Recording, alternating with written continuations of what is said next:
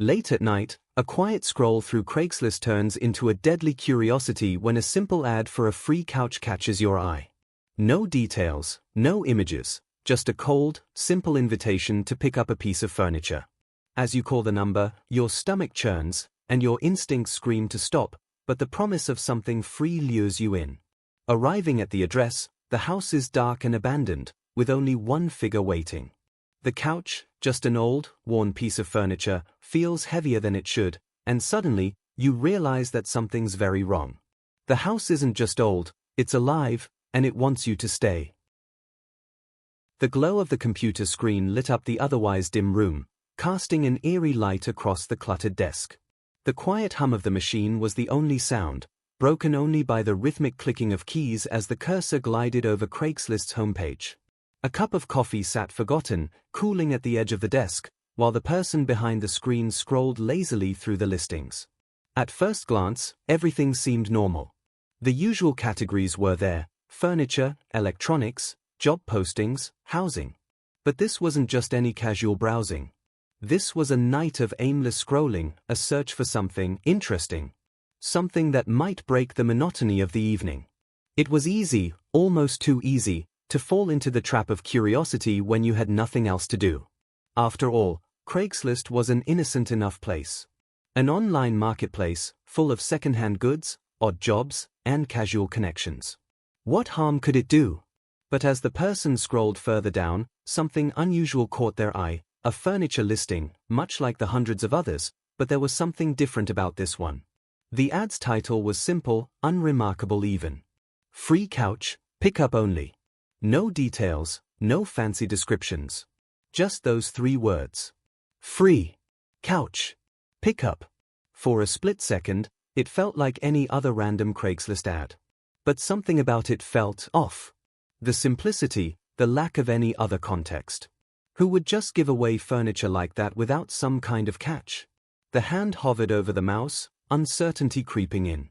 It was strange how that tiny little ad had the power to disrupt an otherwise quiet evening.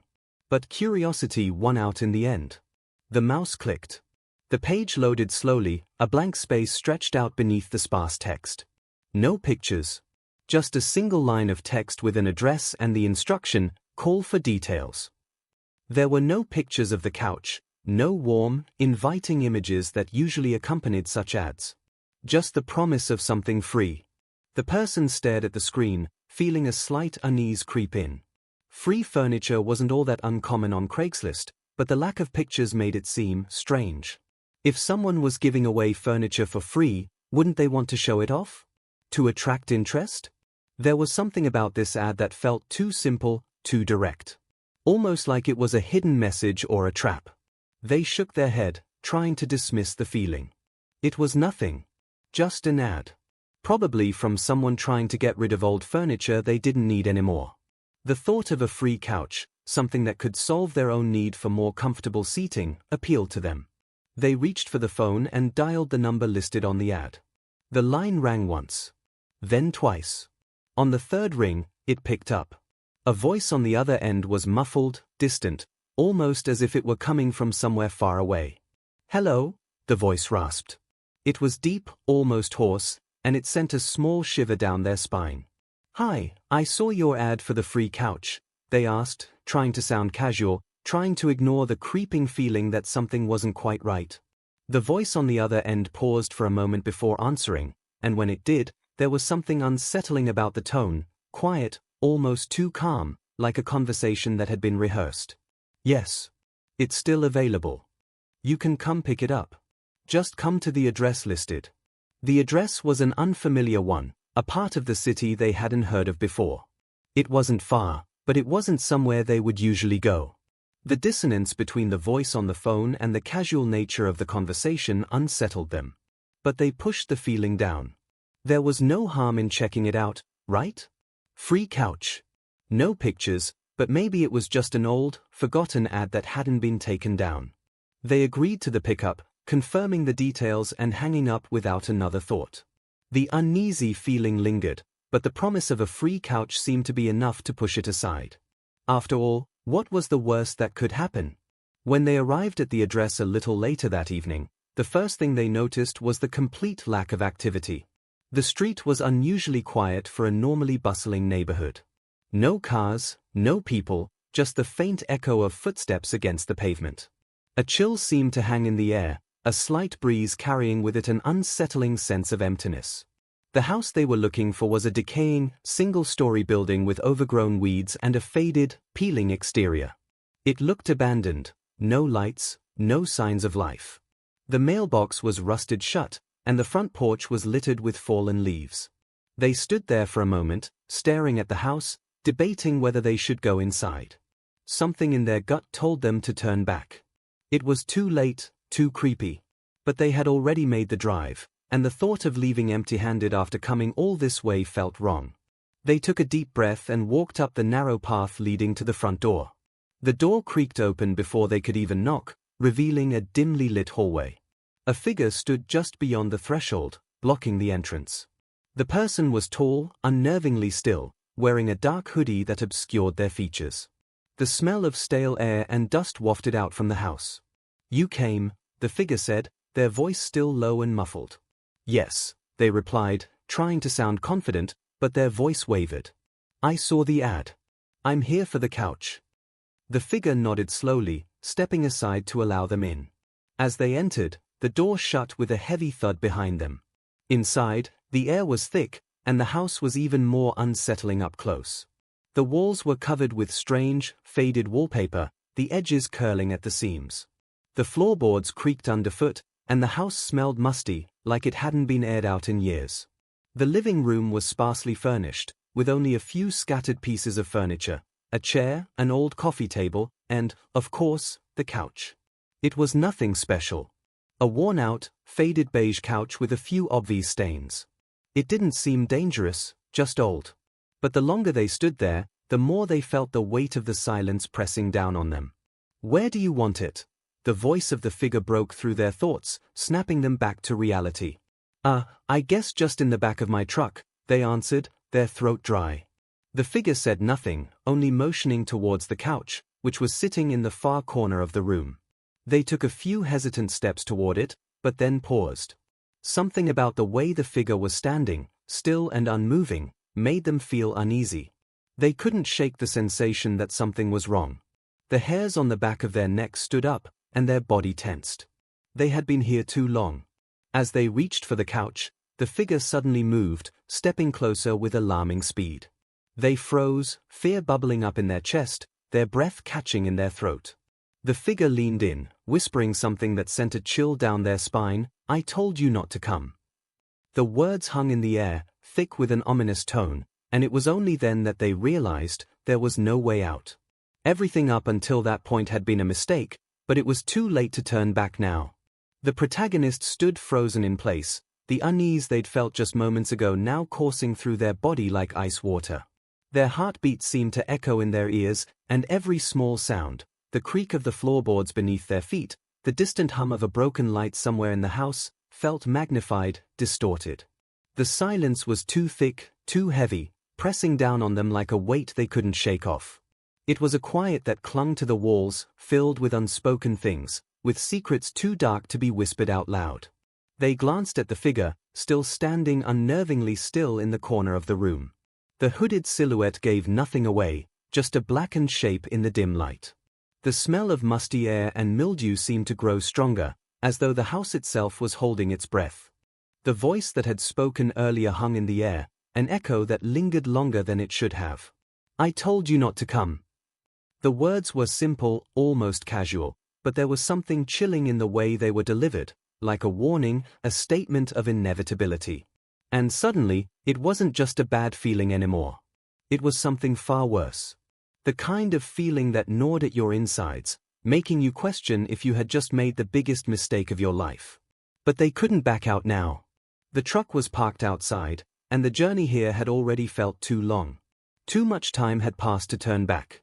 They tried to steady their breath, to regain some semblance of composure. It's just a couch. Just a piece of furniture. The rational part of their mind screamed at them to calm down, to leave this strange house and never look back. But another part, one that was rapidly being overtaken by dread, urged them to just take the couch and leave. Just take it, and get out. They couldn't help but feel that this was the point of no return. Something was wrong. Something had been wrong from the moment they dialed that phone number, and now, they had to deal with it. Is this the couch? They managed to ask, trying to sound as casual as possible, their voice betraying none of the fear that was crawling under their skin. The question felt weak, meaningless in the silence that followed. They felt like they were speaking to a ghost. The figure didn't answer immediately. Instead, they moved with strange, almost glacial precision, taking a few steps toward the couch. It was as if every motion was rehearsed, too deliberate to be natural. Yes, the voice rasped again, this time closer, right behind them. The figure didn't even seem to be looking at them directly. They spoke as though they were speaking to someone else, lost in a thought that only they could hear. It's the one you wanted. The protagonist's mind raced. They couldn't help but think of all the other things they could be doing. The night they could have spent in the comfort of their own home, the time they had wasted on something as trivial as a free couch. They could feel their stomach turning as the thought of leaving crossed their mind.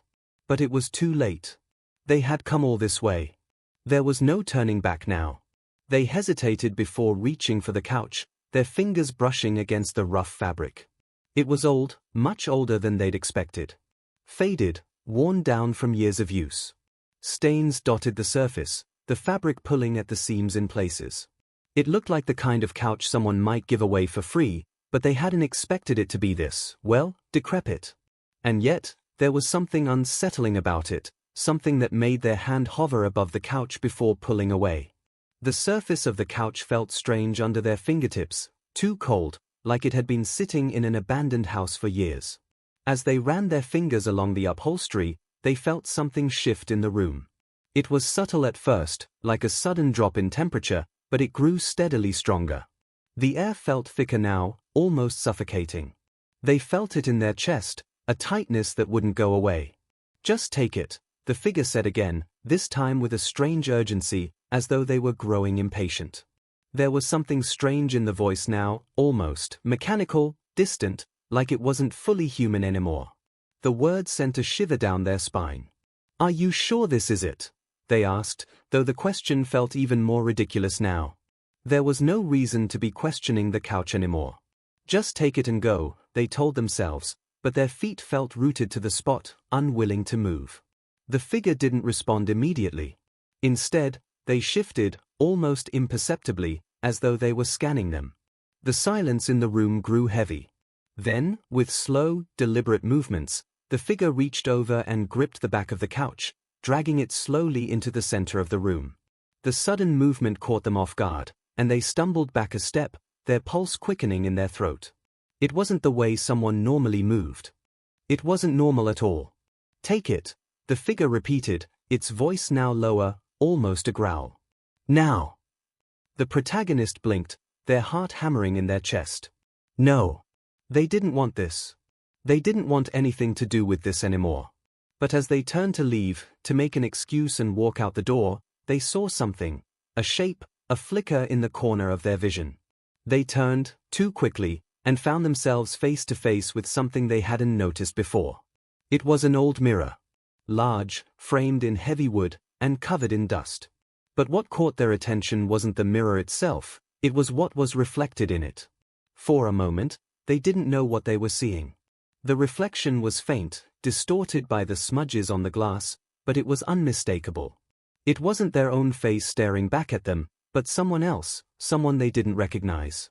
A shadowed figure, a tall person whose features were hidden by the dim lighting. The reflection blinked.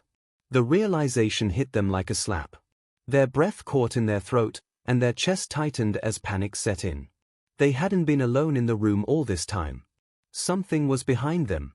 Watching. Waiting. They turned quickly, their body on autopilot now, adrenaline rushing through their veins as they stumbled backward. The figure in the corner of the room remained motionless, but something about their stance, something about the way they stood, made the protagonist feel as though they were being stalked. Every movement, every breath was carefully calculated, as though everything they did was part of a plan they couldn't see, a plan they didn't understand. A low chuckle echoed through the room, and the protagonist's heart skipped a beat. The figure didn't laugh like a normal person. It was deep, distorted, almost mechanical, like it had been forced out of them. The hairs on their necks stood on end, and their entire body felt frozen in place. The reflection was still there, lingering in the corner of their vision. But now, it was smiling. The smile stretched unnaturally wide, too wide for any human face. And in that moment, the protagonist realized there was no way out. They had walked into something they couldn't escape. A trap. "Take the couch," the figure said again, but this time, there was no urgency, no attempt at politeness. It was an order. A command. The protagonist wanted to scream, to run, but their legs wouldn't move. The room felt like it was closing in on them. The walls seemed to shift, the shadows twisting unnaturally, and the house itself seemed to groan, as if alive. The silence had turned into something much worse now, a tension so thick it was suffocating. There was no escaping it. No running from the trap they had walked into. The air in the room grew heavier, thicker, as though the very walls of the house were closing in on them. The protagonist stood motionless, frozen in a state of disbelief, their entire body betraying them as fear began to crawl beneath their skin. The sound of their heart pounding in their chest was deafening, the blood rushing in their ears as they tried to make sense of what was happening. Every instinct screamed for them to run, to get as far away from this house, from the figure in the corner, from whatever strange force was pulling them into this nightmare. But their legs felt like lead, and every time they tried to move, their body betrayed them, leaving them paralyzed in place. The figure in the corner didn't move, didn't speak, but the air seemed to thrum with an unsettling energy. It was as though something in the room had shifted, the temperature dropping slightly, the silence growing more suffocating. And then, as if responding to their internal panic, the figure began to speak again, this time with a voice that felt like it was coming from everywhere at once, distant, distorted, and cold. "You don't understand, do you?" The voice was low, barely a whisper, but it carried with it an authority that made every hair on the protagonist's body stand on end. "You should have left when you had the chance. But now, it's too late." The words hung in the air, the weight of them pressing down like an invisible force. The protagonist swallowed hard, feeling the bitter taste of fear on their tongue. Too late for what? The question bounced around their mind, unanswered, as they struggled to steady their breath. They had walked into a situation they didn't understand, and now they were trapped, caught in a web they had no way of escaping. The figure took a step forward, and despite their body's protest, the protagonist took a step back. The air seemed to shift again, and for a fleeting moment, the figure's outline seemed to blur, as though it wasn't quite real, nothing more than a shadow, a distortion of the darkness. But then it solidified again, moving closer with deliberate slowness, each step bringing them nearer to the protagonist. The figure's movements were smooth, unnatural, like a puppet pulled on invisible strings. They didn't seem like a person anymore, not fully, anyway. The way they moved was too fluid, too mechanical, as though the body was no longer bound by the same rules as the rest of the world. The protagonist's eyes darted around the room, but there was no escape, no window to break through, no door to rush toward. The room was suffocating, pressing in on them from all sides, and they were trapped. The couch, the one they had come for, sat in the center of the room, unchanged. But now, it seemed like more than just a piece of furniture. It was an anchor, an object that tied them to this moment, to this house, to whatever unseen force was at work here. They felt as though they had become part of the scene, trapped in a story they didn't want to be a part of. The figure, the house, the couch, it was all one twisted tableau, and they were caught in the middle of it, unable to escape. "You should have listened," the figure said again, their voice colder now, more sinister. "You should have known. There's always a price." A chill ran through the protagonist, a sharp sting of realization cutting through the fog of panic. A price. The words seemed to hang in the air, laced with a warning. But what did they mean? What price? Had they been lured here by something darker than just a free couch? Had this all been a trap, an inescapable snare waiting to be sprung? The questions came in a rush, each one more pressing than the last, but they found no answers. Only silence. The silence that wrapped around them like a shroud.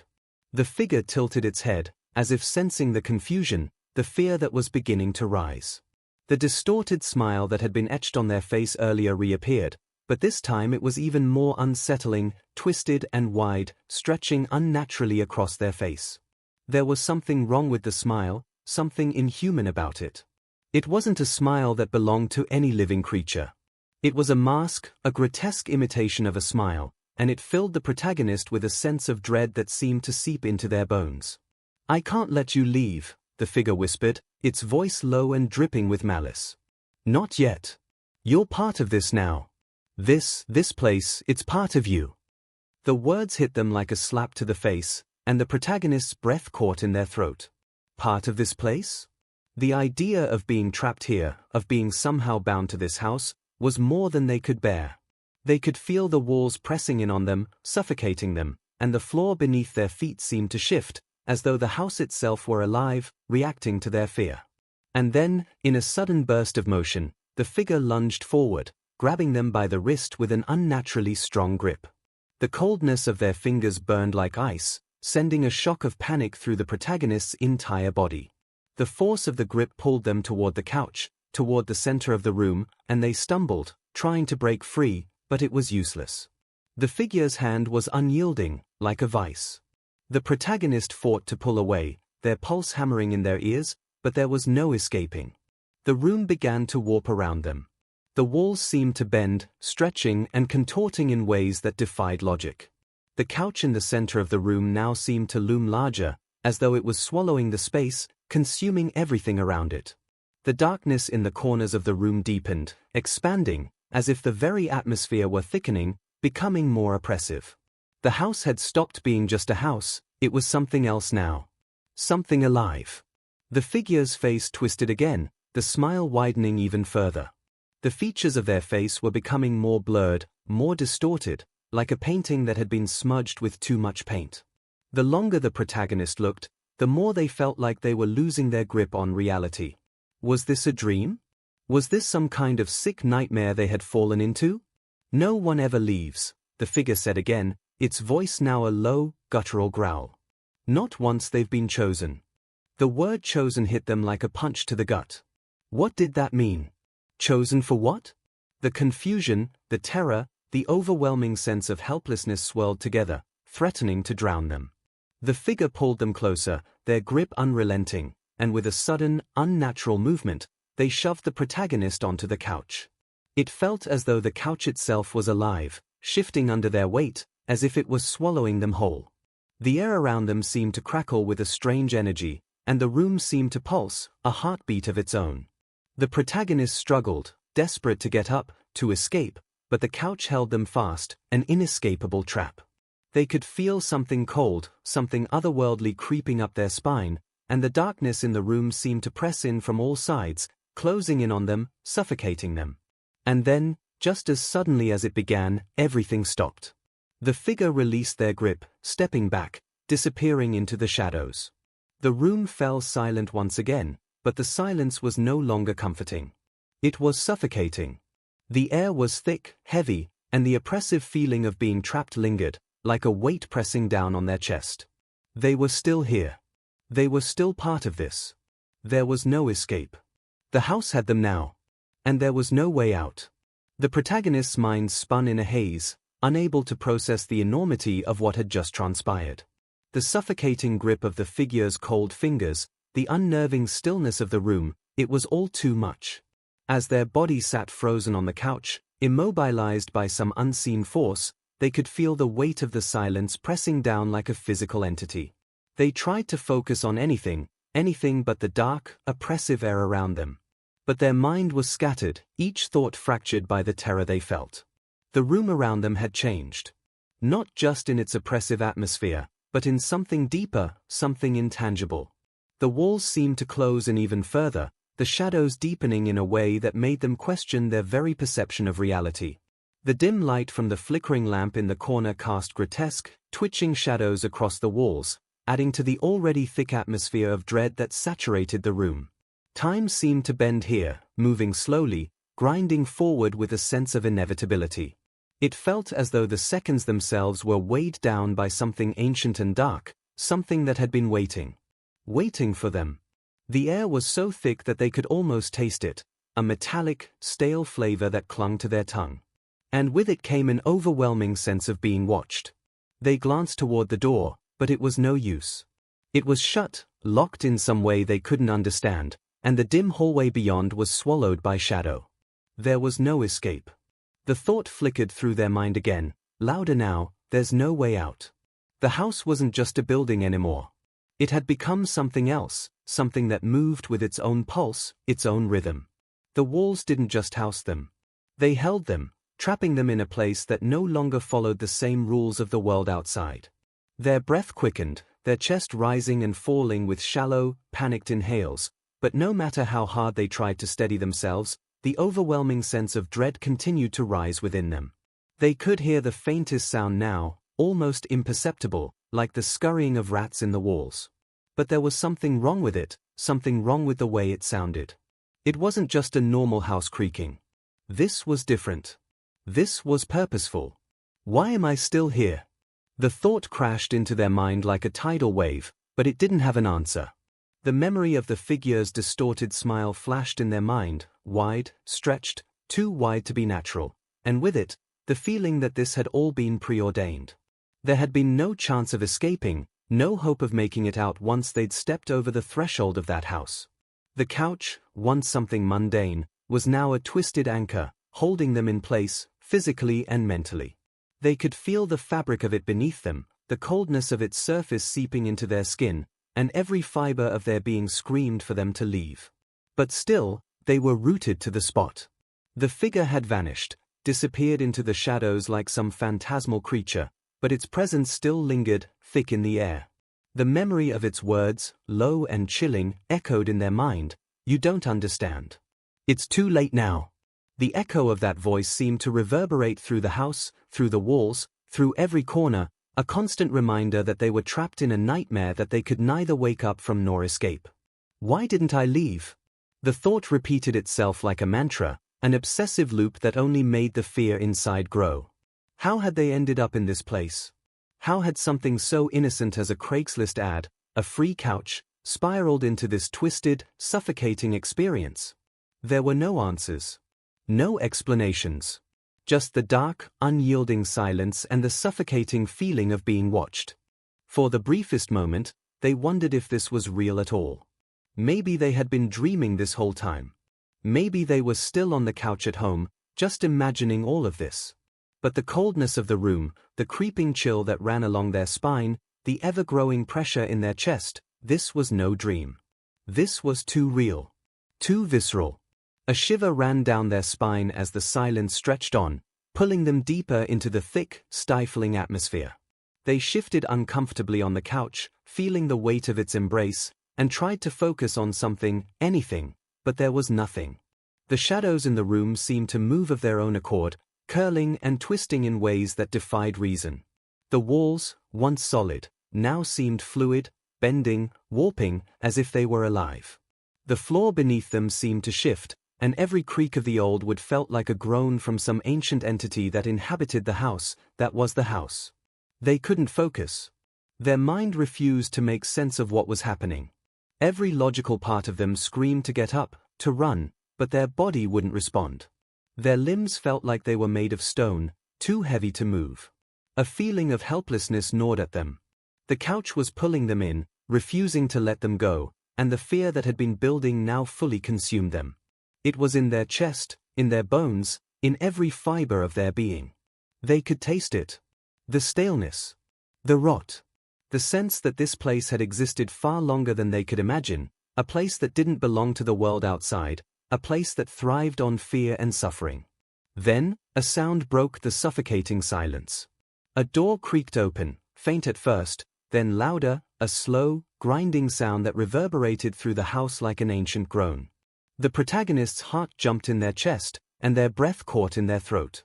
A voice, a whisper, drifted from the other side of the room, coming from the darkness, too soft to be understood. But it didn't matter. They could feel it. It was there. Something had just entered the room. Their heads snapped toward the sound, their breath shallow and rapid. The shadows in the corner seemed to stir, and out of the corner of their eye, they saw it. A figure, taller than before, its shape jagged, twisting as though it were made of the very darkness itself. It was not the same figure from before, but something worse. Something more formless, more unnatural. It was as if the darkness had taken on a life of its own, shaping itself into a grotesque figure that was neither human nor monster. The figure moved toward them, its presence heavy and oppressive. They couldn't move. They couldn't breathe. It was coming closer, inch by inch, its shadow stretching across the floor like a dark tide creeping toward them. The room seemed to warp with every step it took, every movement it made, as though the laws of reality were no longer valid here. The house was alive, and it was feeding off their fear. The figure stopped in front of them, just at the edge of the couch, and for a moment all was still. The silence was deafening. The only sound was their heartbeat, thundering in their ears. The figure's form flickered, like a glitch in a broken system, constantly shifting, its outline too blurred to make sense of.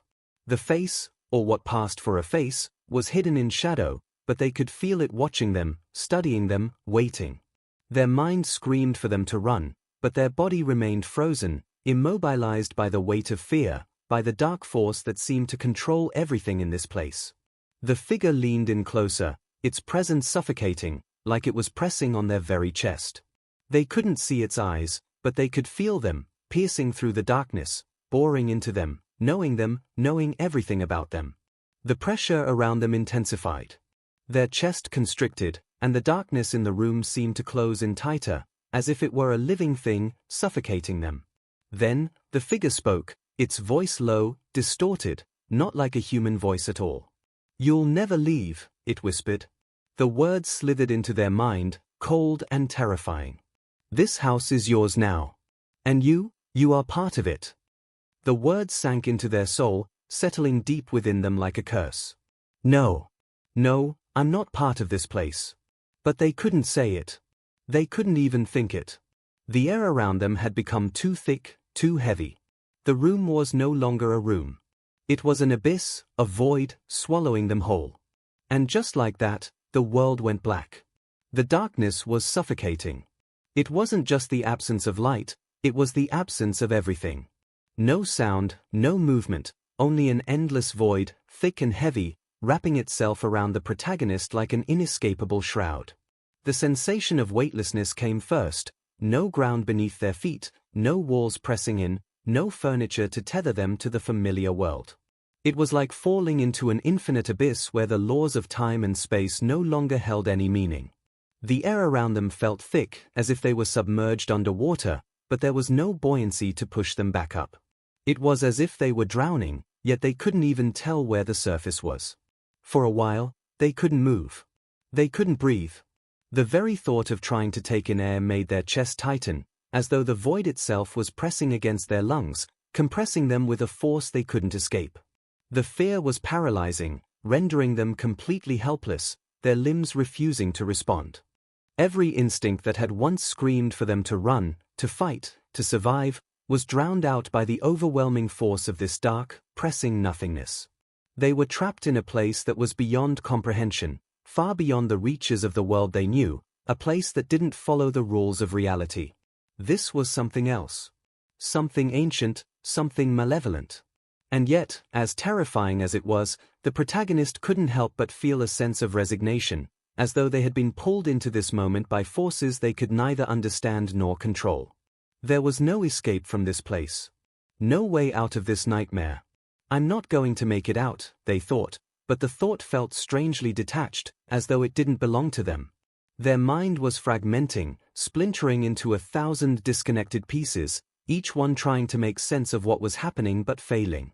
Time, if such a thing still existed in this place, seemed to stretch and warp. Seconds passed like hours, and minutes felt like days. It wasn't just the passage of time that felt distorted, it was time itself, bending and folding into strange configurations that the protagonist couldn't grasp. They couldn't tell if they had been floating in this void for minutes or for years. There was no way to measure time here, no way to track its passing. It was as if time had been erased from existence altogether. And yet, amid the disorienting stillness, something shifted. A feeling, faint at first, like a whisper in the back of their mind, but it grew louder, more persistent. It wasn't a voice, not a human voice, at least, but it was a presence. A thought, perhaps, or something darker, a will, an entity that was drawing closer, taking shape out of the very darkness itself.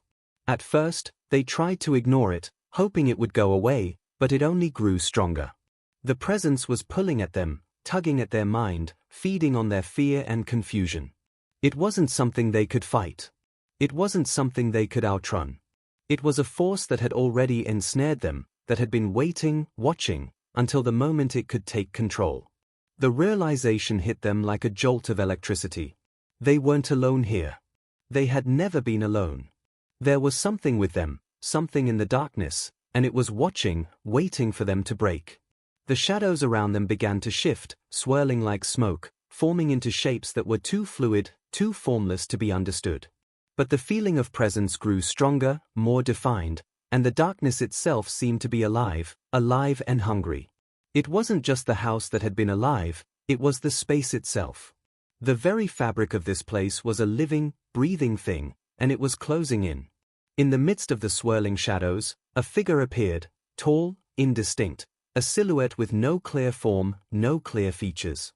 The figure seemed to emerge from the darkness itself, as if it had been born from the void. The edges of it flickered like a poorly tuned television, an image that was just slightly off, too glitchy to be fully real. It was an entity from beyond the boundaries of the known world, a thing that didn't belong in any dimension, any reality. It was something that had been waiting in the dark for them. The figure moved toward them, and with each step, the darkness seemed to follow. It wasn't a physical step, not in the traditional sense. It was more like a shift in the space around them, a bending of reality itself. The figure wasn't walking.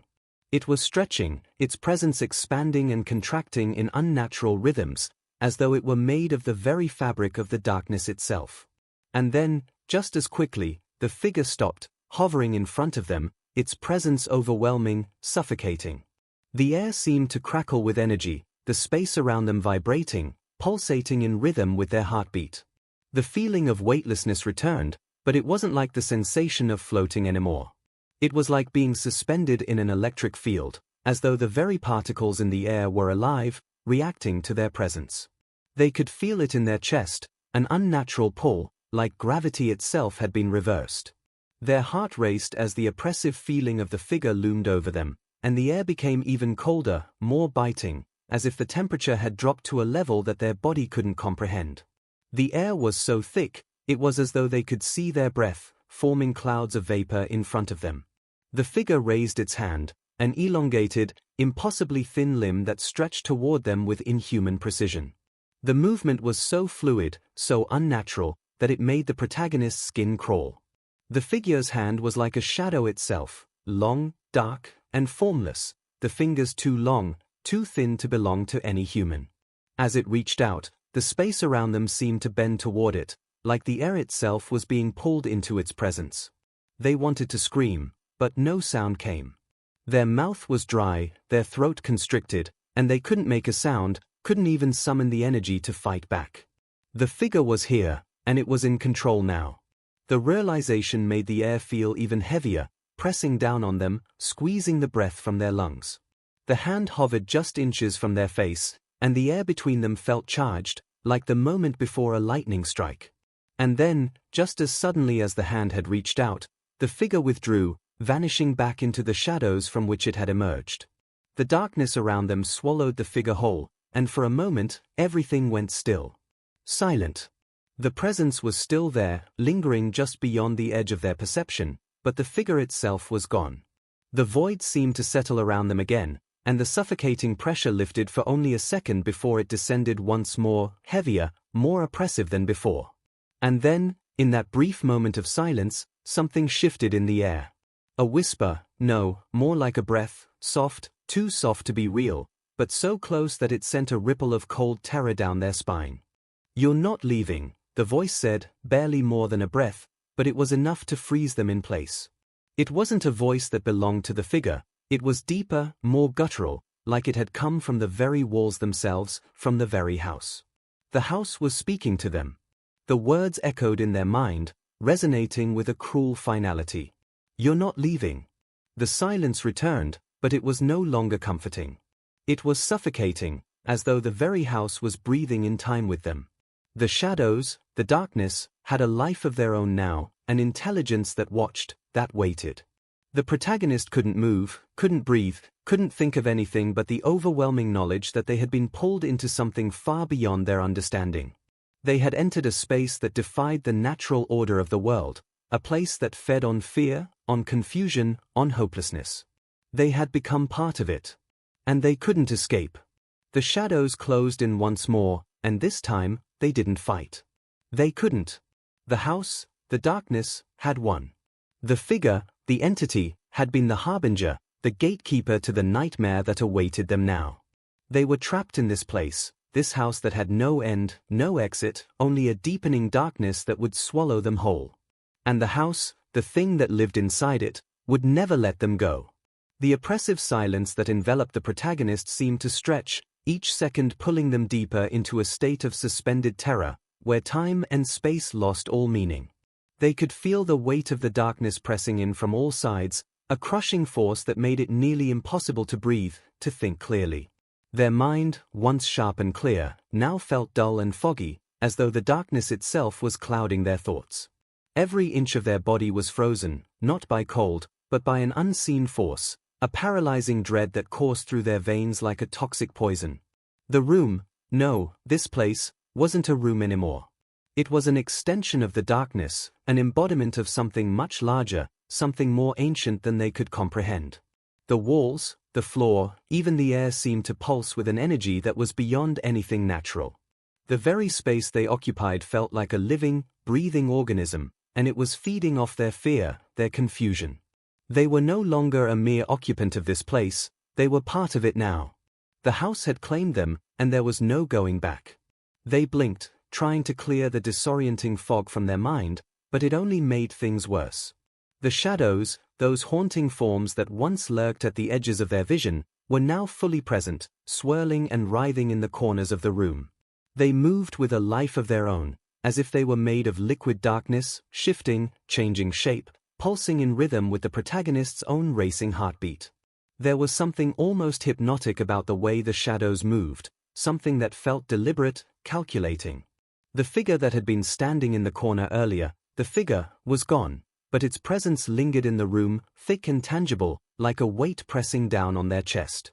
The very air around them felt charged, crackling with an energy they couldn't identify. And yet, despite the absence of the figure, it wasn't quiet. The room hummed with a low, almost imperceptible sound, a sound that was just barely audible, yet somehow deafening.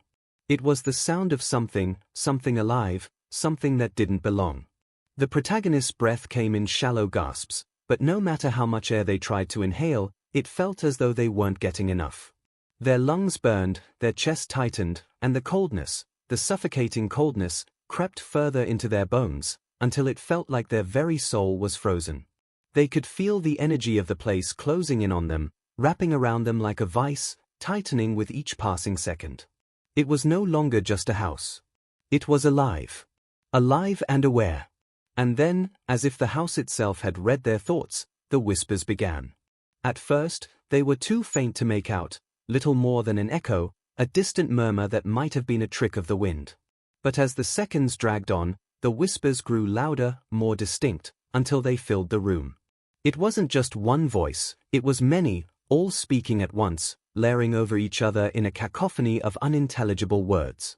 Some were soft, barely audible, while others were sharp, jagged, like nails scraping across a blackboard. But none of them made sense. They didn't need to. The whispers weren't meant to be understood, they were meant to feel. They were meant to burrow into the protagonist's mind, to plant seeds of doubt and terror, to make them question everything. They covered their ears, desperate to block out the sound, but it did nothing. The whispers only grew louder, more insistent.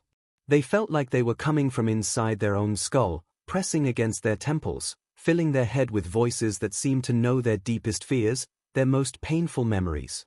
The voices came in fragments, disjointed, broken, like pieces of a puzzle that didn't fit together. And yet, somehow, they all seemed to be calling the protagonist's name over and over again, each repetition more frantic, more desperate. It was a sound that clawed at the inside of their mind, pulling them deeper into the abyss. The walls of the room seemed to close in once again, their solid surface warping and bending, rippling like the surface of water disturbed by a stone.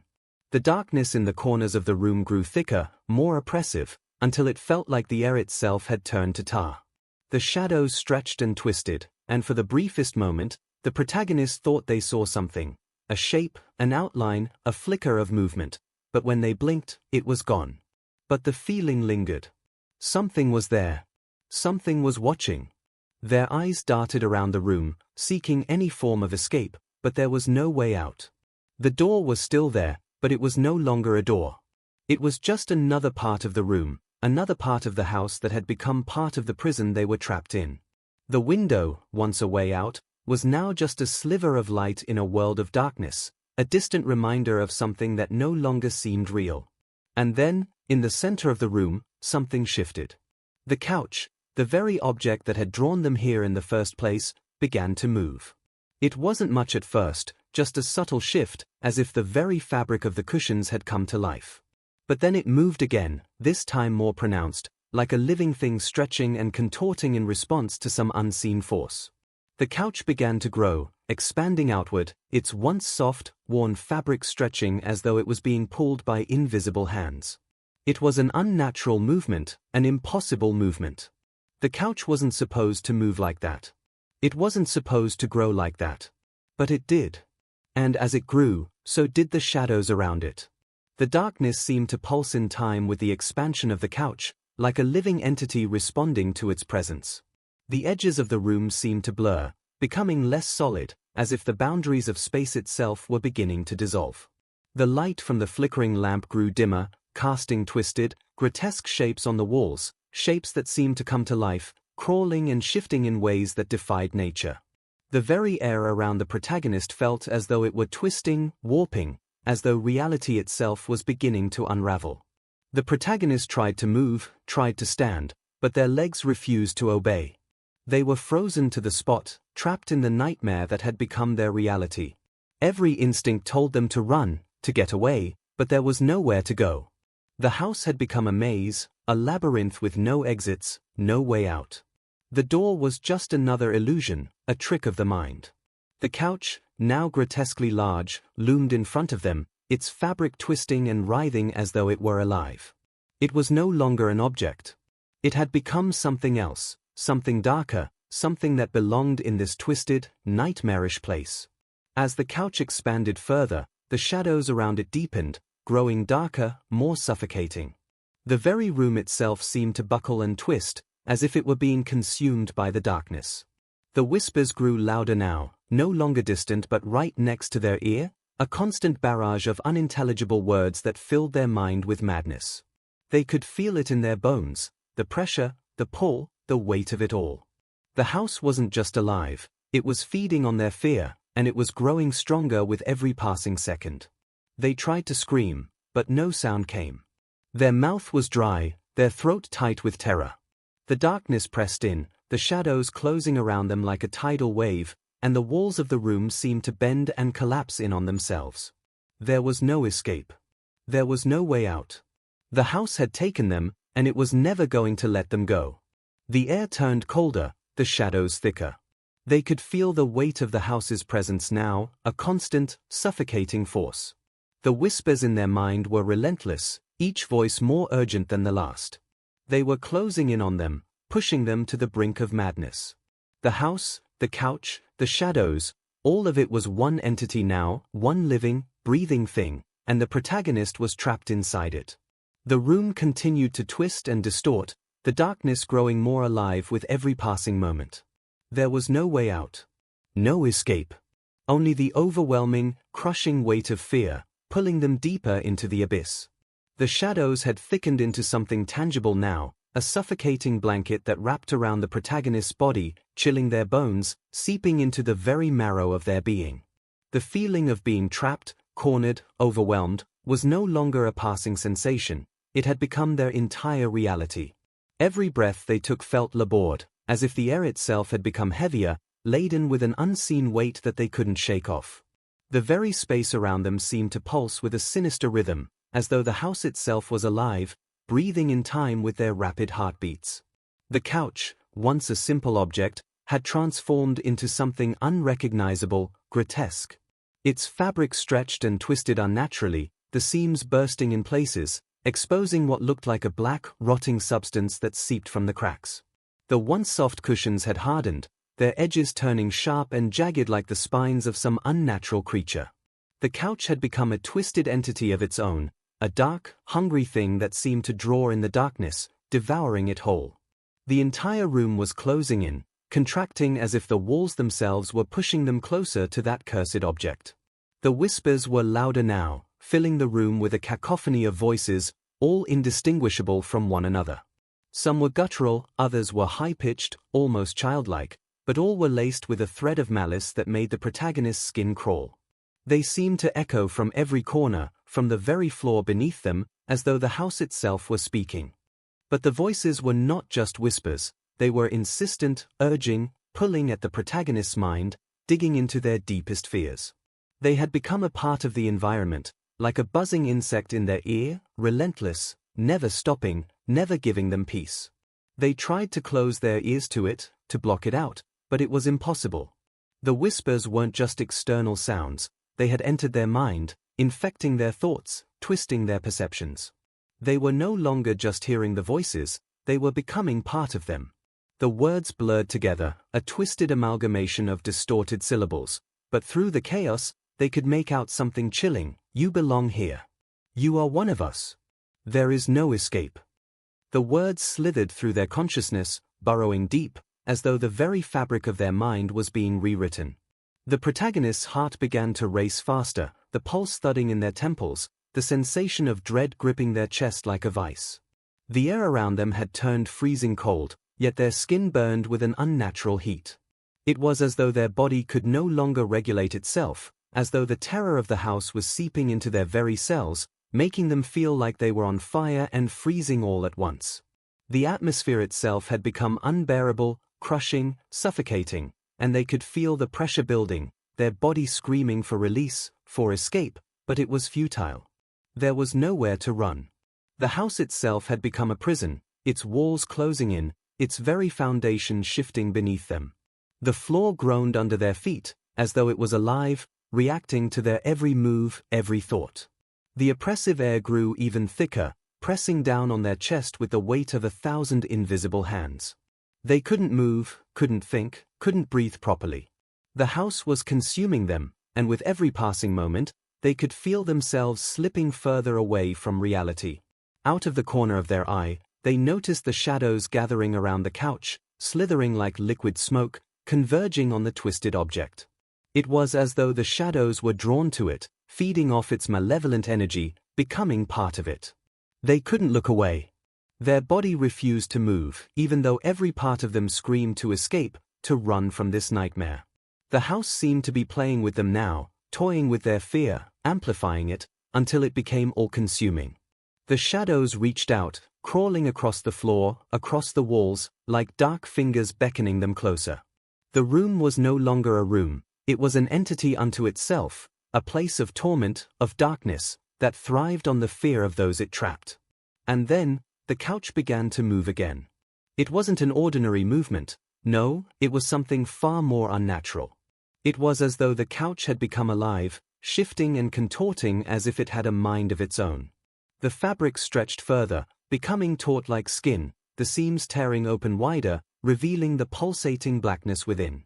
The protagonist could see it now, a grotesque, writhing mass beneath the couch, something living, something hungry. The couch was no longer just a piece of furniture, it had become a mouth, a grotesque maw that seemed to draw the darkness into it, consuming it. The walls around them seemed to close in even tighter, the floor creaking beneath the weight of the shifting house. The shadows, now full of life, began to writhe and twist around the couch, like tendrils of some dark, otherworldly creature. They slithered over the protagonist's skin, cold and clammy, and for a moment, they could feel the sensation of being sucked into the very fabric of the room, as if the house itself was trying to swallow them whole. Their stomach churned, nausea threatening to rise, but there was no time to react.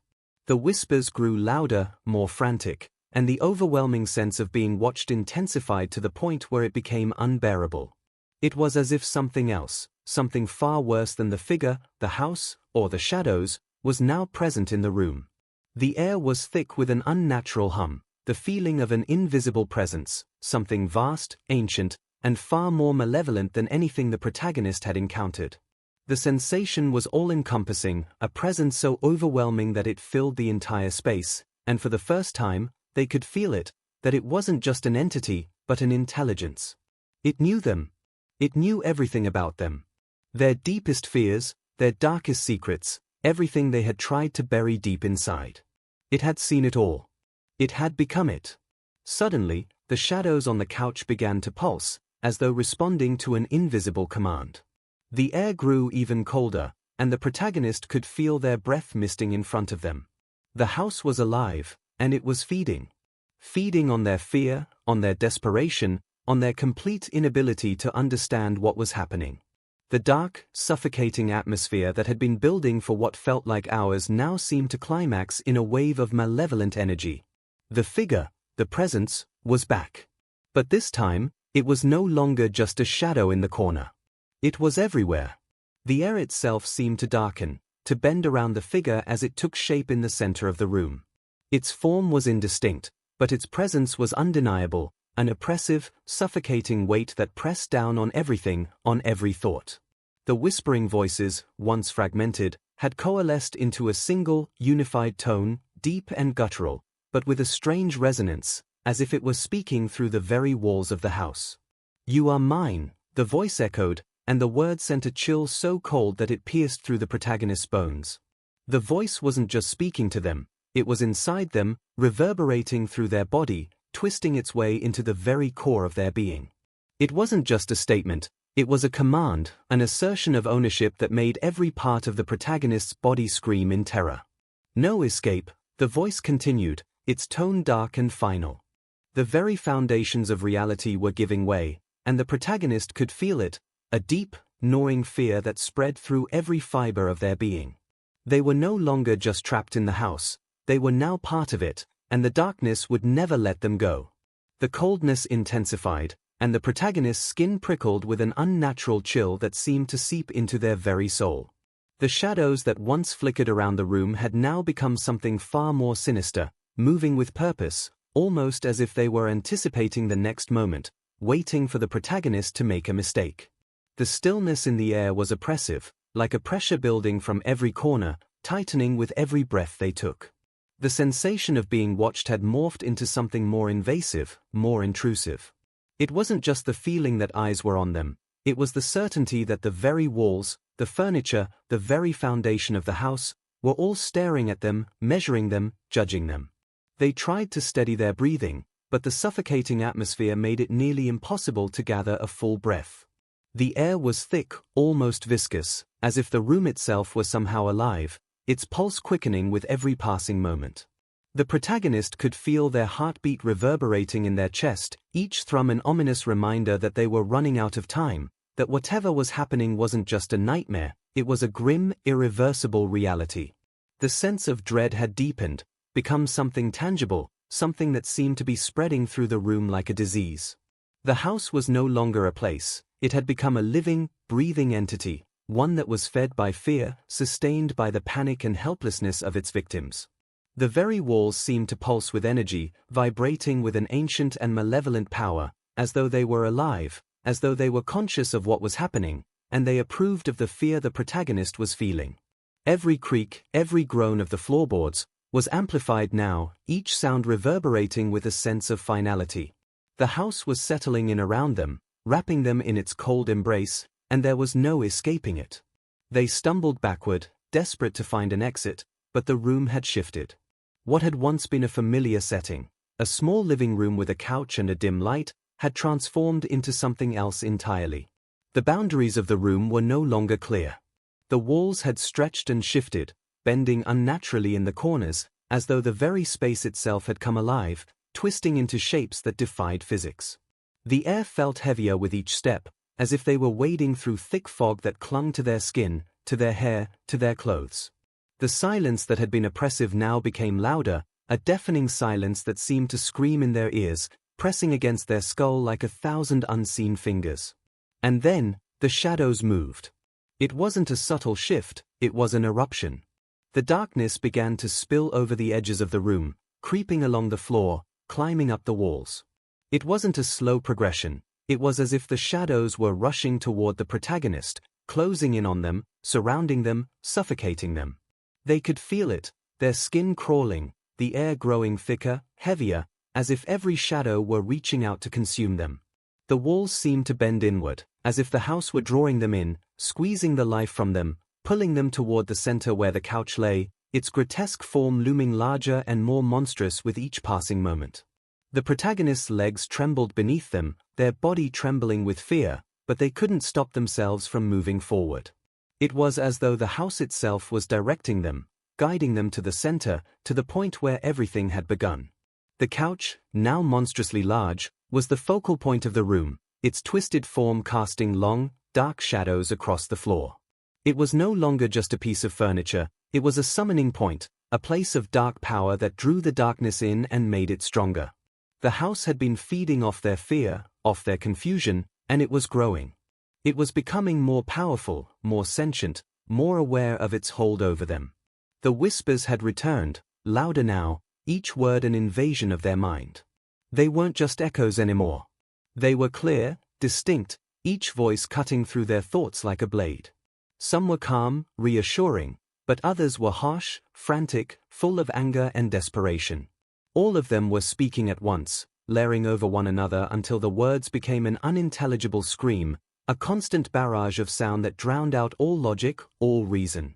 The voices were coming from everywhere, behind them, beside them, from the walls, from the very air itself. They were closing in, smothering them in a blanket of dread. "You are ours," one voice whispered, cold and venomous, as if it were speaking directly to their soul. "You belong to the house now." The words hit the protagonist like a physical blow, sending a jolt of panic through their chest. They wanted to scream, to run, but their limbs felt like lead.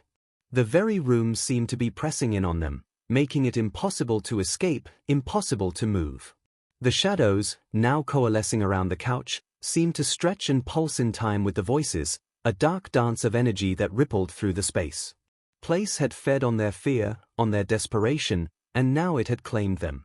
The house had become something more than a mere structure, it had become an entity, a force of nature that thrived on the fear of those it ensnared. And there was no escaping it. The darkness was too deep, too powerful. The figure, the one that had been haunting them since the beginning, had returned. It wasn't the same as before, no longer just a shadow in the corner of the room, it had taken on a more tangible form.